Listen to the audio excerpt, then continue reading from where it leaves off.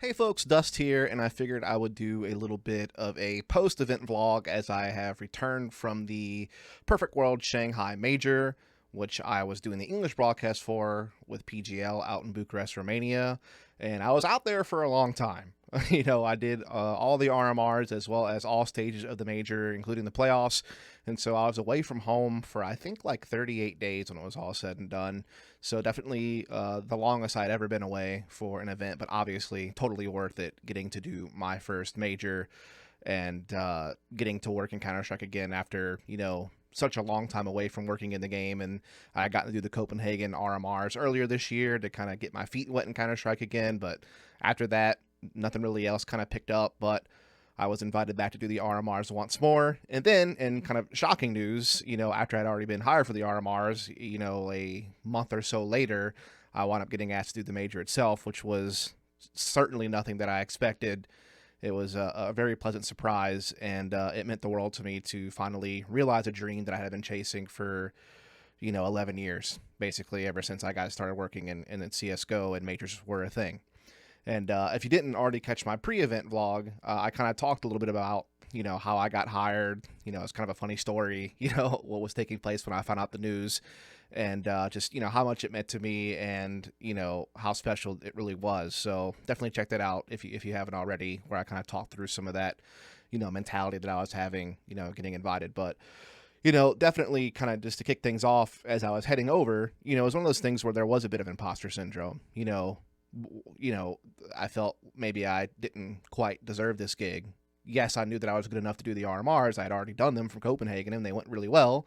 And obviously, I have loads of experience having worked other analyst desks and CS:GO over the years for different DreamHack Open events and ESL Pro League back in the day when they used to have ECS with Faceit, doing some other smaller events, working the first season of E-League. So, I mean, I had done this, before, but, it had been a while, obviously being away for several years, not really of my choosing, but that's just kind of the way things played out. And so PGL kind of, offered out a hand to kind of bring me back into the Counter-Strike world this year with the Copenhagen RMRs. And now I was back doing this. And, yeah, there was just a lot of, kind of wondering, how the heck did I wind up getting this after seeing kind of the rest of the talent list. And I quickly had to kind of push it to the side, though, and just kind of realize that, hey, this is my opportunity to do something. This is my opportunity to realize a dream and to also prove to the world that, I belong and prove to myself that I belong. And so I was doing just a massive amount of preparations heading into the tournament, just doing as much research as I possibly could for all the teams I'd be working with. I think between the European RMRs, the American RMR, and then, the major itself, I was pretty much having to prepare for, I think it was initially like 48 teams or something like that, because there was 32 teams in the two European RMRs, and then another 16 teams in the Americas RMRs. So yeah, 48. And then obviously then we had the three teams that qualified from Asia. So I had to kind of add those on. So I guess it was like 51 teams when it was all said and done. And I made sure to even like really study, the even low level teams that no one really knew anything about. And it wound up paying off because Passion UA wound up being a really cool story. But some of the other ones, it didn't pay off as much. But I'm glad I went and did the dirty work, for every single team. And this was, researching players, their roles, their history, results, map pool, different statistics, watching film, watching how these people played, what type of styles they had, what type of tactics they like to use, what type of tempo they had, again, what roles players filled, how flexible they were in those roles, just really the whole 9 yards. Just, hundreds of pages of notes when it was all said and done, just really making sure that I was over prepared. That way I knew that there was no chance that I would get caught off guard or that I wouldn't have information that I needed. So, really spent a couple of months just every day, I'd spend a few hours just, researching a team. I did a couple teams a day every day for, again, a couple of months there, and really just tried to hammer everything down as best as I could and then, headed out.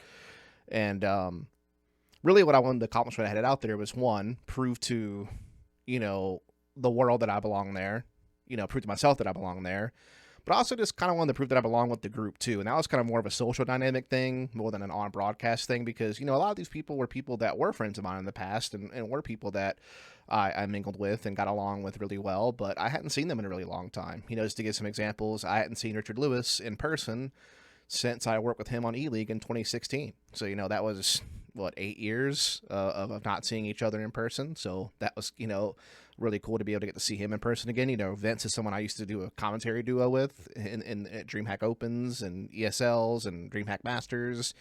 And I hadn't seen him in like 4 years or something like that. And there were several others that I hadn't, seen. And then Yanko, I don't think I ever really met before. Tech Girl, I had never met before. And so, yeah, it was just a lot of wanting to fit in, because this was a group that works on these events regularly, and I clearly wasn't someone who works on these events regularly. So that was really important to me as well. And so getting there was fine. I hadn't flown a long distance in quite a long time, but it was really no big deal.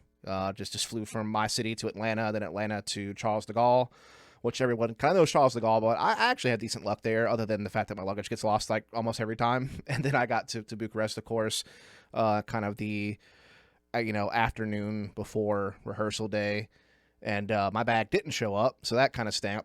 But I got him back the next day, so it wasn't really a big deal. Went to rehearsal, pretty much already kind of knew the flow of everything because I had done the RMRs through Copenhagen, and so these weren't really that much different. They did change the set, though. We were kind of in a more casual setting for the RMRs, kind of on these lounge chairs or whatever you want to call them. And so it was a little bit more laxed, a little less buttoned up. And, it was just kind of lights on, let's go. And with the RMRs, I felt pretty confident. The only thing that was tough with the American RMRs was, one, I had never worked with Yanko before on the desk as a co-analyst, which was, pretty crazy because obviously we've both been around for a long time, but, we just never crossed paths. And Yanko was someone that I respect a ton. He's someone I revered, someone that I kind of looked up to. I saw a type of knowledge and capability that he had as an analyst across the years, and that was kind of like a target that I aimed for when I saw, what he was capable of doing. Again, the type of insights that he had and could share.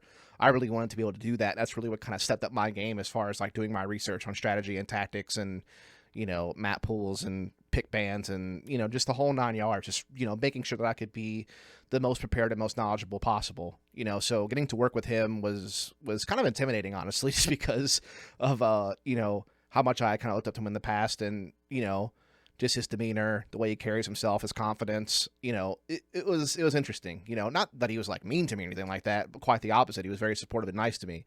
But yeah, it was still just, it's kind of, a little bit intimidating. And then of course I'd never worked with Tech Girl before, Sam. I had seen some of her desk work and I, watched her content like Feed the Trolls and, some of the other content she does on YouTube. So I was kind of aware of like what type of style she had and what type of attitude she had and just kind of a general feel of like the culture of the desk that she likes. And so we were kind of off to the races. And the first day was a little bit shaky, but, throughout the days, things got better, things got smoother. I felt like I was getting into a good flow and rhythm and things went pretty well. But I kind of learned a lesson from every single person at some point throughout my time throughout the RMRs and the major. And they just kind of made me better and better, really just kind of each day and each stage. And so after the Americas RMR, where I kind of got my feet wet and got to work with new people I hadn't worked with before and, got to kind of reconnect with PGL and the production crew and all that jazz and just kind of got a feel for the flow of the show, that's whenever, like, my first lesson was learned was when Richard showed up. And it was like, we're getting rid of the laptop. Because the laptop is something I've always kind of tried to use when I can, just because all my notes are like on a Google Drive folder. And it's just kind of nice to have them just in case I need to reference them at some point. And it's kind of like a safety net. Like if I get caught on a question or there's like a piece of information I need to share, like a stat or something, I just don't quite remember it. It's just nice to be able to pop it up and be like, oh, it's right there. Like to kind of confirm something or correct something or just whatever the case may be. But obviously it kind of closes you off, right? Like if you're, got a laptop in front of you, then you're a little bit more closed off to the people that you're having a conversation with on the desk. And so that was kind of the first lesson was like, let's get rid of that because it's kind of blocking you off from the people that you're supposed to be engaging with. And it kind of closes you off from the conversation and, getting rid of that will, get you more engaged. And it'll also just kind of show that you don't need like your notes, that you are knowledgeable enough and confident enough to be able to do your work without having to, look at a screen or something like that and just kind of read her notes basically. And so that was kind of the first lesson I learned along the way, which is really important. And then Tech Girl also taught me a very valuable lesson in just kind of getting out of my own head. There were segments that I felt like didn't go so well, but then she'd be like, go back and watch it, before you make such a conclusion. And then I go back and watch it and turn out that the thing was fine. She's like, hey, like you're better at your job than you think you are, clearly. So just like get out of your head and just have a good time. Keep doing what you're doing.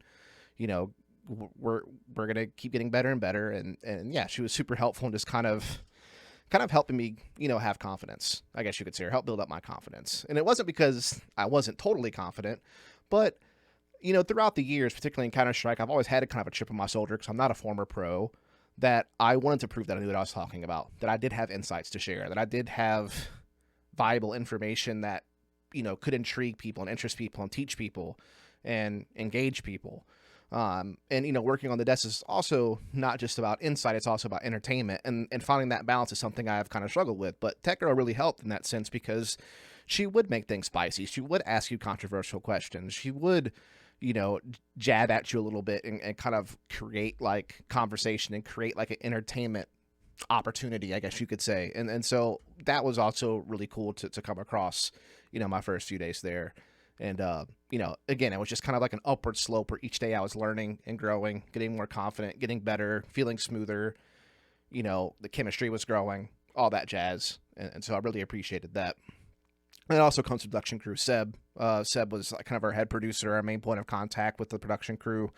And he was phenomenal in giving feedback and kind of, helping kind of just guide me the right direction. They were already happy with my work and what I was capable of, but it was more about just kind of polishing it, honing it, focusing it, and just getting sharper each day. And then the European RMR shows up, and that's whenever I worked pretty much the entire 8 days with Richard and Maui Snake. So kind of pivoting to working with Richard as a host again for the first time in many years, and then working with Maui Snake for the first time on the desk, who I had not worked with before in the past. We had met at some events, but we had never worked together. And so it's kind of another pivot. And this is when the laptop got taken away. And, again, first day a little shaky, it felt. But one valuable lesson I learned from Maui Snake was about how to focus my research into more succinct points.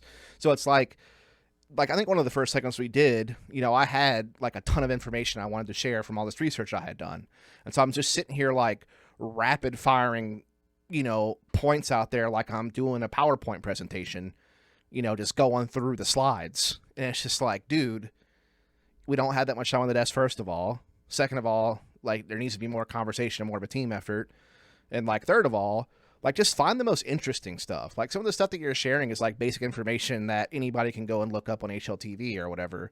So like really, focus on the points that you feel like are unique to your research and maybe a little, less obvious, a little more interesting, a little more in depth, and kind of really rely on those. And that's whenever we kind of turn things into more of a discussion about specific win conditions a team would have or specific player matchups to watch out for. It was kind of a way to take all the notes I had taken from watching a bunch of film about how teams play and what tactics they like to use, what style they like, things of that nature, but being able to focus it in an area that led to more discussion and was a lot more concise and a lot more insightful because it like highlighted the most special things I had discovered, not necessarily everyone can just rattle off every position every player plays, but it's a little bit different to talk about, what their tendencies might be in certain situations or how certain players might interact. Like, for example, I know that Bit and Jimmy are both, apartments / A anchors on Inferno. So those two people are going to clash. And what will that matchup look like, if they were to go head to head? And so it was really about just kind of sharpening, just kind of, honing the information I had to be able to share insights in a more efficient way while also still being able to joke around, have some banter, have a good time, have a casual conversation, and, have fun. If I'm having fun, hopefully the viewers will have fun and we'll put out an entertaining product. And over time, like we just developed such good chemistry and it hit really naturally. Like after that first segment and I got that bit of feedback, every segment after that, we just clicked so well, Maui and I. Like it was kind of insane how in sync we were.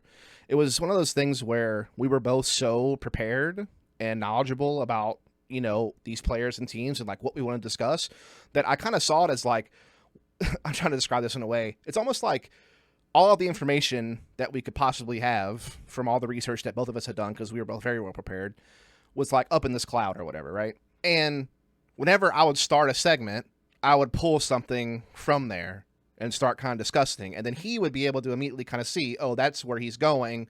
Here's some things that connect to that. Let's form a conversation around that. And then vice versa. If he started a segment off, I could kind of see where he was going, and then I could kind of pull the supplemental stuff that kind of went with what he was talking about. And we kind of just went back and forth with that, and it created this dynamic where we were constantly able to either debate something or add supplemental information to the other person's point, and therefore make more chemistry, make a more like flowing product where we're always constantly able to add like cool new details to what the other person had already kind of built. Like we were just building a house together basically. And it was kind of magical, honestly, how we were going back and forth, particularly whenever we would get to the map pool and we would talk about these two teams and, how they looked on each map and what to look out for. This guy's playing this position, so he's going to wind up engaging with this person. This is how this matchup could play out, and this is how important, this match is going to be to the game. And yeah, it was awesome. Like talking, nerding out, but also joking around, having a good time. There's that whole like segment during the second EU RMR where he was like, hyping himself up because he had talked a big game about Big and they had went 3-0 and advanced to the major. But then I had pointed out that he didn't put him on his pick'ems and I did, and it was made like this really funny moment. And so we had some funny moments, but also some really cool insight being shared. And at that point, me and Maui kind of clicked and we became kind of a duo on the analyst desk for kind of the rest of the event, because we did the EU RMRs with Richard as a host, and then during the opening and elimination stages of the major, we were pretty much tethered together for that entire 8 days working with Tech Girl as a host. And that's when things just kind of kept flowing. Like I would say the first day of the major, the first day of the opening stage, that was a nerve-wracking day for me, in the sense that I knew that I could do the RMRs and I had proven myself worthy there, but it's like, this is the major. This is a whole different ball game. And obviously I think I was aided by the fact that we were in the same studio. It was a same feeling environment. And so it made it a little bit easier to not really like lose confidence or let the moment feel a little too big, if that makes any sense. And I was eventually able to like just kind of click on and get back into that same rhythm that Molly and I had really kind of formed, both with Tech Girl as a host and with Richard as a host. And we just kind of kept that going throughout both the major and, the major opening stage and elimination stages, and just had a fantastic time. So many great moments throughout. The highlight was probably the Navi versus Heroic best of 3 that promoted Heroic to the playoffs and knocked Navi out, who were kind of the favorites to win the whole thing. That was probably one of them. We obviously had like a really funny moment with, the G2 match against 3D Max on Ancient, and, joking about like just, G2 just running execute after execute after execute, and kind of having a good time with that as well. So we had some like funny moments, but again, we were able to just have so much fun, but also share so much insight, in my opinion. Like I feel like I was able to, bring to the table some kind of new things to consider, things like, people changing spots that they normally didn't play, or how people's roles were kind of pivoting or evolving over time. There was a couple, basically like I pointed out how Navi had like an equal distribution of T-side opening attempts amongst their, main riflers, how it wasn't just like one entry fragger going for such a crazy high percentage of opening attempts like some teams do. Like a Donk has like 30+% opening attempts, say with Xantares or, Zertian, things like that. But, on a team like Navi was like, Emo would be like 25%, but then you'd have Bit and JL both at like 20%, and then Alexi B can even entry. And I was kind of just proving that, hey, like this team plays the game a little bit differently, that they can kind of spread out who's going for it. And Passion UA, a smaller team, was basically doing the same thing with Jumbo and Jacasmo and Zero Fix, and like how they were kind of doing a similar type of thing. And it was kind of funny because Kane was obviously Navi's old coach, and a very different coach than Blade, obviously, but still there was like that little connection there. And so we were able to, kind of bring some unique things to the table, I feel like, some stuff that doesn't necessarily always get talked about on a desk. We were able to bring like a little bit of freshness to what types of things we were discussing. We weren't just going through the motions of player, A on team 1, this map, this is the history. Like we were trying to bring new discussions to the table and highlight some different stuff. And I felt like we did a really good job doing that. And then the playoffs were like kind of a whole different ball game, because I think I worked one quarterfinals with Maui, one quarterfinals with Yanko, and the semifinals with Yanko. And again, all those went really well. Like I feel like when I had worked with Yanko doing the Americas RMR, I got like a little bit intimidated. But by the time, and I was like still using the laptop and like still not really as comfortable. And then once we got to the playoffs, I had already kind of evolved a lot as an analyst, just from learning things throughout the course of the major, that by the time I worked with Yanko again during the playoffs, it was a lot easier. It felt a lot more comfortable. We were able to have a little bit more discussion. We were both able to kind of express ourselves, but still do so in a way where it wasn't two separate people doing two separate things off on their own. Like we were still able to connect things together and, share our insights and have Richard as the host. And it was just a really good time, man. Like it was special for sure, particularly because, not only was this my first major, but I was getting to do everything. Like I got to do every stage. I got to do the playoffs. I got to do a quarterfinals games. I got to do a semifinals match. The only thing I didn't do was a grand finals match, but that's just a new goal now that I get to chase after. But I still accomplished so much throughout the course of, all those weeks. And I mean, it's just incredible. Sorry. I'm going to try not to get emotional here, but definitely after I got off the desk the last time and got to my room, I definitely did have like a little meltdown, because it's like you had such a high, such an adrenaline rush of getting to accomplish a dream, getting to work on a major, getting to fulfill all these things that you wanted to do. And then it's just like, it's over. So it's like happy that it happened, sad that it's over. But obviously all things must come to an end. You got to move on. And it was so much all kind of balled up into one. And obviously, it felt amazing. Obviously, I know that I can always do better, work on things and improve things. Becoming complacent is the biggest crime that you can ever commit to yourself. But looking back, I can say I do belong. I can say that I did do the major justice. I can say that I put out a good product, that we put out a good product as a team.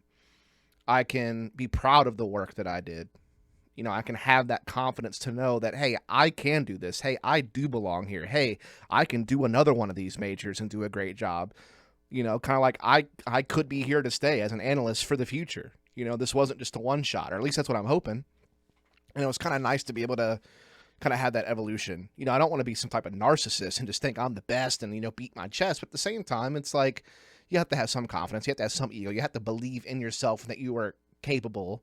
And, I feel like I proved that, maybe you don't agree, but I really feel like I was there. And I got so much support from everyone, whether it was just like fans on social media, Twitter, Reddit, wherever, talking to people on Discord, so much support. And it was overwhelming, honestly, the amount of support I got, especially kind of those last couple of days of the playoffs when I was wrapping up, especially from my colleagues as well, both publicly and privately. Scrawny was someone who really kind of put out some public support for me during the playoffs. Launders kind of tagged along on that. I know that Richard obviously had shown me a lot of support before the event even started, on his stream when the talent announcement came out, kind of had my back. And then he's since done like kind of a major live stream, kind of like post major live stream thing that I'm sure he'll put up on YouTube maybe at some point. Not sure when that'll come out compared to this video, but definitely gave me some love on that as well. Thorin obviously put out a big tweet where he's like, Dust should be at all the big CS2 events going forward, which obviously means a lot. It's obviously a goal, a dream. We'll see what happens, but that was still cool to see. And also just lots of support from literally every piece of talent, production staff.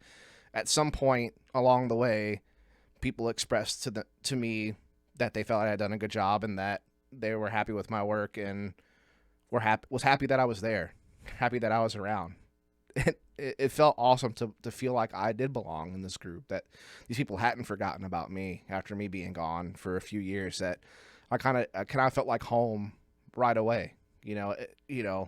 Obviously there's people like Moses and Scrawny and Launders and Harry and Hugo and some of these folks that I had known for a while and had always been close to, but even getting to talk to, Yanko for the first time and getting to really kind of meet Dinko for the first time, and, really getting to connect with, even people like Machine and Sponge, who I hadn't really talked to very much before in the past. Like, they had a lot of love for me. Really, everyone did. Harry and Hugo, obviously, like, just, Blair, everyone. I mean, I know I'm going to miss an ink. There's so many of them there, but at some point in time, each of them expressed, positive stuff towards me, which was awesome to just kind of be able to get that support from my colleagues, again, both publicly and privately. And one of the cool things, it was even the Counter-Strike people reached out to me. So I'll show you this real quick. Hopefully they're not going to mind. But even they shot me a DM just saying, "You're killing it on the desk. Great work. Appreciate your insight." And that's from the official CS2 account.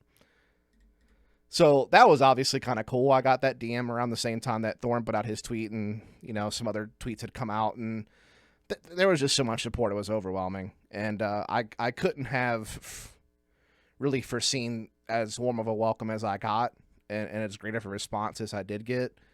And that's pretty awesome. I know that's not always going to happen. I know sometimes there's going to be haters out there, but no one can take this one away from me.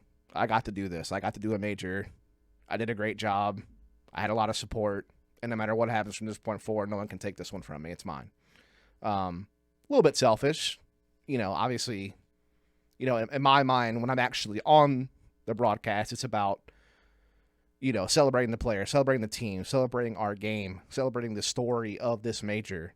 But at the same time, there is a little piece of me that's like, I finally got to do something I wanted to do for so long. And so that's pretty awesome.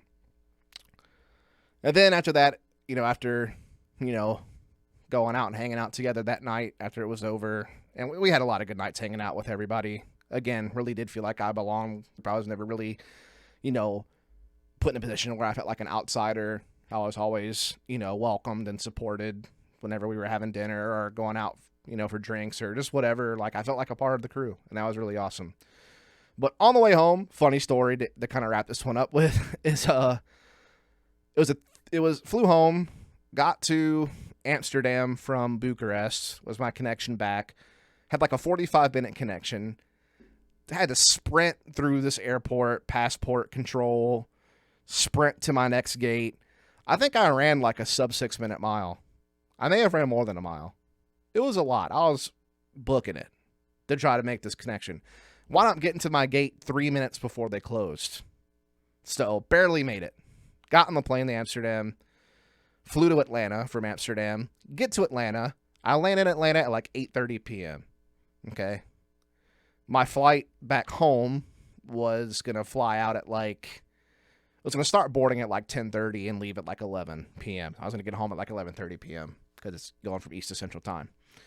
And so I had plenty of time. Got through passport control, went through the security check, got out, and at that point I still had like an hour and a half before my flight was boarding. So plenty of time to just kind of chill, whatever. Anyway, we board the plane, get on the plane. We back up the plane from the gate. We're on the tarmac. We're getting ready to take off. And then something happens. I don't know. I'm freaking playing a game on my phone, listening to music. I'm not really paying attention. Anyway, we sit out there for what feels like an hour. And then we finally roll back up to the gate. And then the pilot's just like, "Oh, yeah, we can't fly tonight because there's too much fog in the area where we're trying to land. And so we legally can't take off and fly because the visibility is too bad. So, yeah, we're not flying out tonight. The flight's canceled. Flight's not going to be until like 10 the next morning." And it was like midnight at this point. So I get off this plane, go talk to customer service. Turns out the earliest I can fly out is like 8:30 a.m. the next day. And I didn't get that all sorted out until probably like 1 in the morning. And no hotel because it's a weather event, so no one's at fault. So they don't have to pay for a hotel or anything like that. If I wanted to get a hotel, I have to buy it on my own.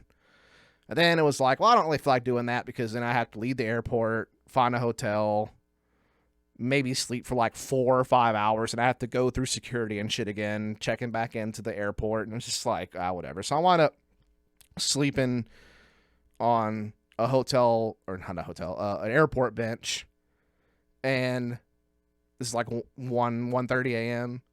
Actually not off, get a little bit of sleep. Then I get woken up at 3 a.m. by like some security alarm that's saying there's an emergency in the area, please wait for more information. And it just kept repeating that same voice memo over for 20 minutes and never got any information. And then it just stopped. So then I went back and lay down. Hour later, happens again. So at this point, it's, 4:35 a.m. Basically giving up on sleep at this point. Try to just chill and relax after that. All said and done, I didn't get home until like 9, 10 in the morning that next day. So it was like a 36-hour travel back home. So kind of a nightmare. Did get all my stuff, though, at least. But it was a grim reality from the high of doing a major, going through all that. And then, on top of all that, when I get home, I had avoided getting sick the entire time I was there, which is awesome because I wanted to make sure that like my broadcast days were not impacted. I was 100% on every broadcast, all that jazz. And then, of course, I catch some type of like stomach flu a day after getting home. I probably caught it in the airport or something. And so I was out of commission for like 4 days. Basically felt like the flu, but it wasn't the flu because it was like a stomach infection type thing. I don't know. Whatever. Nightmare, of course. But now we're back. And what's next, I guess, is kind of the next question that is natural to ask. And on the broadcasting front, I have no idea. I'm hoping that I did a good enough job to where PGL will want to bring me back for all their events in 2025. I think there's a pretty good chance I'll at least do some of them. I hope I get to do all of them. They seem happy with my work. I got nothing but positive feedback internally from, their production crew. Seem to get a pretty good public response as well, which I'm sure PGL saw that. And so hopefully that just kind of reinforces the quality of work that I put out there, that I never got any type of negative feedback. They told me I should be proud of my work. They were super happy with it. So, I felt like we had a good team, felt like we had a good flow. So hopefully I'll be back for PGL events in 2025 because I don't want this major to be like my swan song. I don't want this to be my retirement. That would be a hell of a way to go out. And if that is what happens, so be it. At least I did get to accomplish that dream. And I'll have no regrets about it in that regard. But at the same time, I hope it's not that. I hope it reignites my career. I want to come back full-time in CS2. I want to be a mainstay on the analyst desk going forward. I feel like I've proven that I can do that and do it to a high level and be one of the best analysts. Obviously there are some people out there who are more experienced and who also do fantastic work, and some of them already have like really long-lasting relationships with these tournament operators, and I'm not trying to cause any issues or, cause any beef or drama or anything like that. I want to be a part of the scene. I want to be able to do events too, I just want to be one of the people in the rotation. So hopefully PGL at least bring me back for their events. I'd like to get involved in other events as well. Obviously the fact that there's going to be a major in North America in Austin, Texas for CS2, the first CS2 major in NA, and I'm a North American. Would love to be a part of that, but I've never worked with Blast before, so I'm not really sure if that's possible or not, but we'll just have to see. I mean, it's kind of out of my hands at this point. I've gone out there, I've put out the best product I could, tried my hardest, did my best, and now it's just up to whether or not the right people saw it and whether they dug it or not, and hopefully they did dig it, and if they do, hopefully they'll reach out and hire me. I mean, that's really what it boils down to. So we'll see what happens. I do want to start doing some more content on the channel, like this vlog, and I'll probably do some more content going forward. I'm already working on kind of a memories from the major video where I'm kind of just pulling some of my favorite S segments, and I'm going to have like a kind of compilation of my favorite S segments for the major.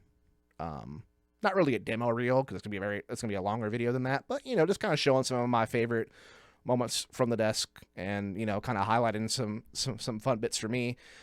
Mostly for me, just to have something I can go back and watch, in the future. If I ever want to kind of relive my first major, I'll be able to go back and watch this video, but also be for the public too, if they just kind of want to support that content and check it out.